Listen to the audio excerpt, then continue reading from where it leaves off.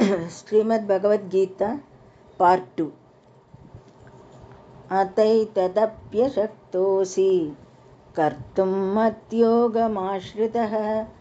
अतैतदप्यशक्तोऽसि कर्तुं मद्योगमाश्रितः। सर्वकर्मफलत्यागं ततः कुरु यतात्मवान्।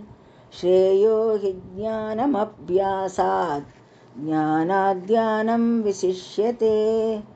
ध्यानात् कर्मफलत्यागः त्यागाश्चान्तिरनन्तरम्। अद्वेष्टा सर्वभूतानां मैत्रः करुण एव च।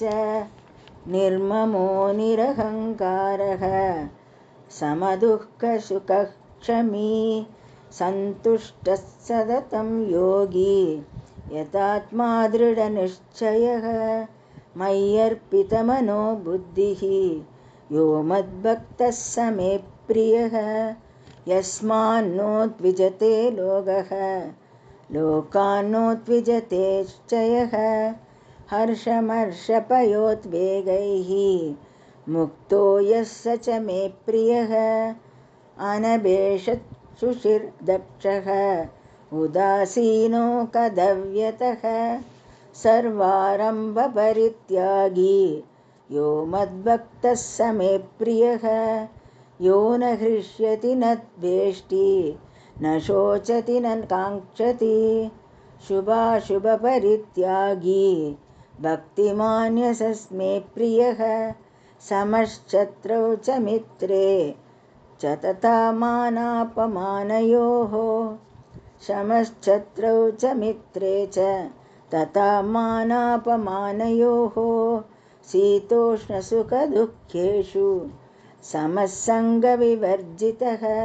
तुल्यनिन्दास्तुतिर्मौनी सन्तुष्टो येन केनचित्।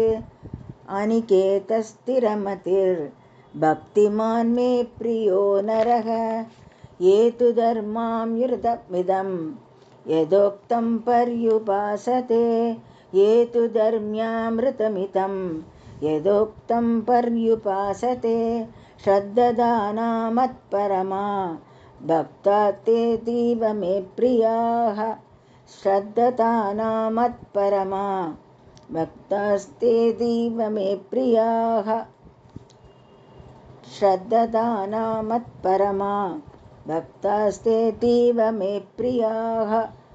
इति श्रीमद्भगवद्गीतासु उपनिषत्सु ब्रह्मविद्यायां योगशास्त्रे श्रीकृष्णार्जुनसंवादे भक्तियोगो नाम 12 अध्यायः।